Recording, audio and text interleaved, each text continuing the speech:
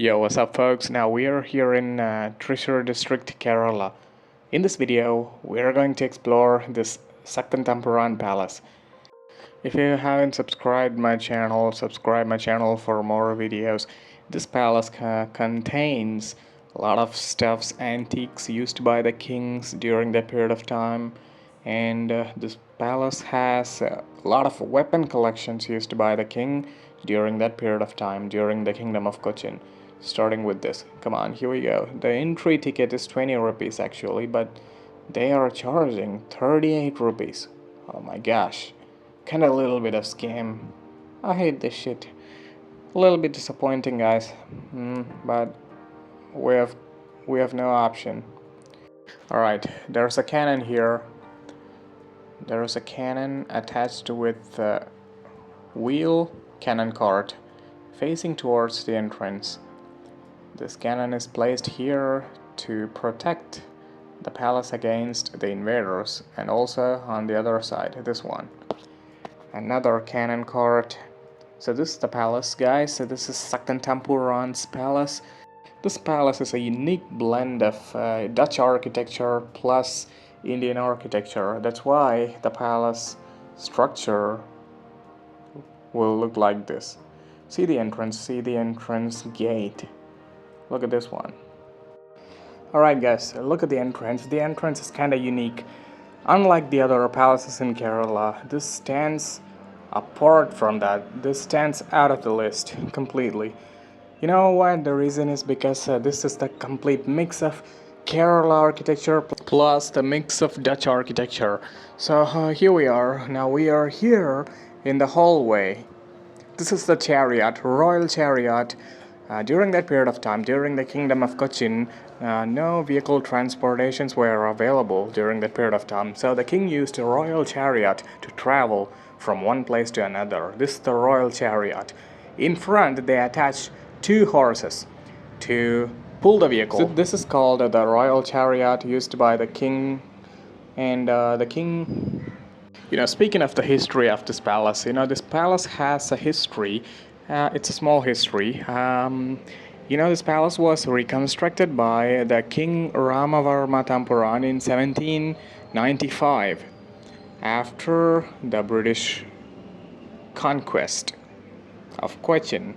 As we all know, Cochin was under the control of British during the 1400s. As we all know, Vasco da Gama came to Cochin in 1498. Following that, the Portuguese started to extend their relationship with the Kingdom of Cochin via trade and sea routes. And after that, time passed by.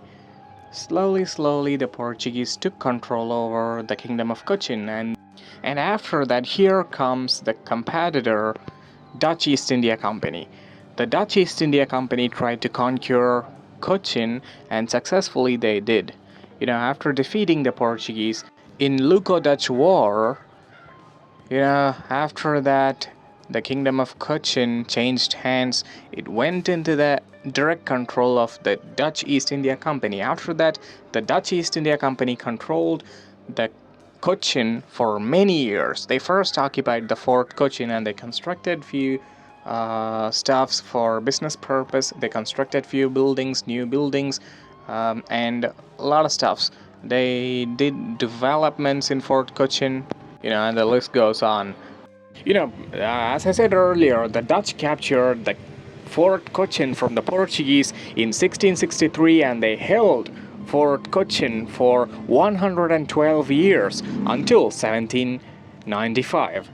After 1795, here comes the British. The British, they came to Kerala. They started to expand their territory. During the 1700s, 1800s, the India was under the control. The Indian subcontinent was under the control of English East India Company. And after that, and therefore the Queen took over the Indian subcontinent.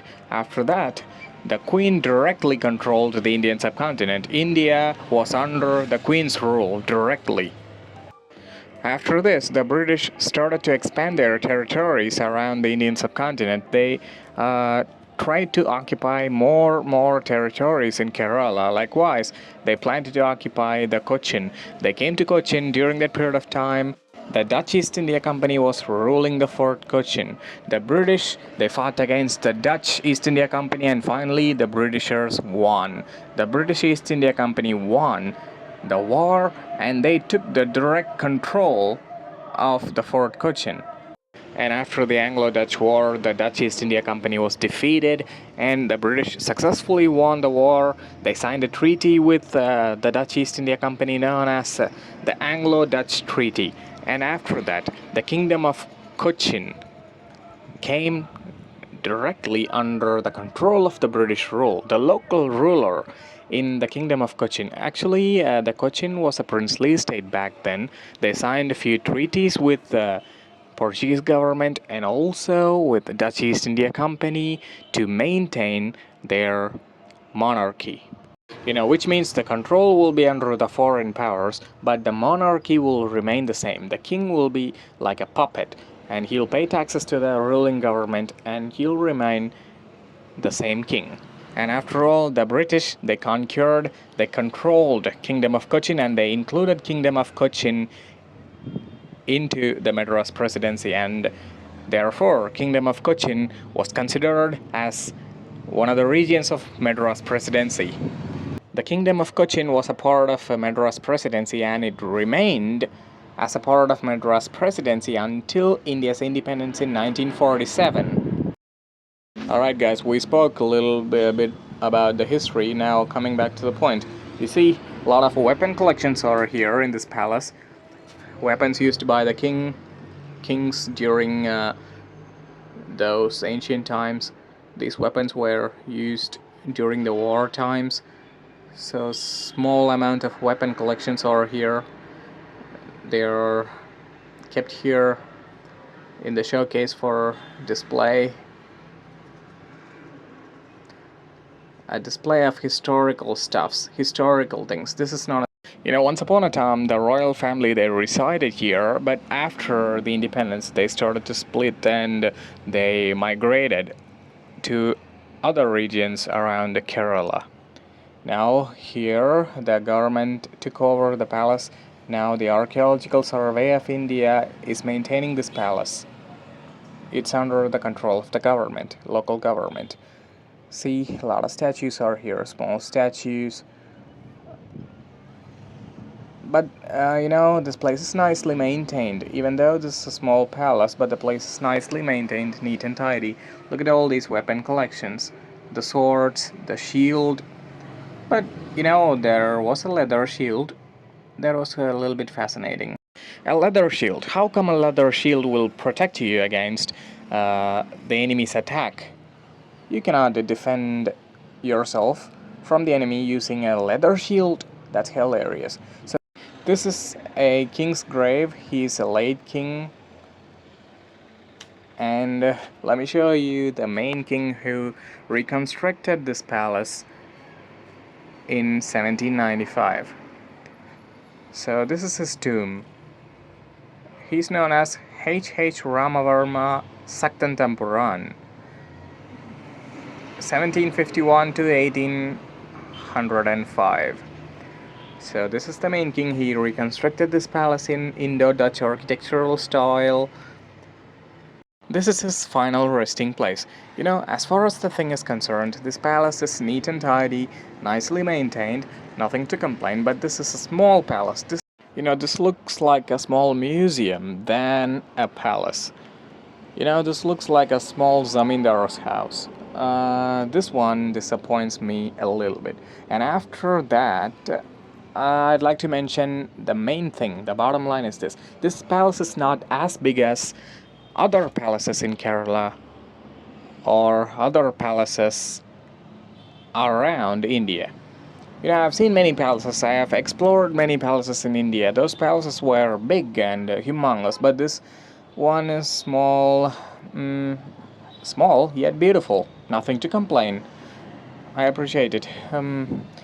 Last time I went to Mysore Palace, that was humongous and beautiful. I was super impressed after seeing the Mysore Palace. But After completing the Mysore trip, I just came here. After seeing this one, I felt a little bit disappointed because of the architecture. So here we go, guys. If you come here, you can spend some quality time. You can, if you're a great fan of history and if you're a great fan of palaces and the ancient antique items, you can definitely visit this palace. You can find inscriptions, tablets, and uh, oldest weapons used by the kings, antique items inside the palace, the king's chariot, and inscriptions, old written inscriptions. So these kind of stuffs are available inside this palace. If you're a fan of history, I repeat, if you're a fan of history, probably you may like this palace.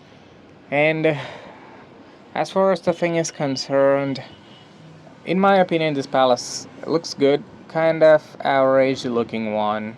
Not so good, not so bad. So if you like this video, hit the thumbs up button and subscribe my channel. And if you want to follow me on Instagram, just check out the Instagram and type my channel name. That's my name.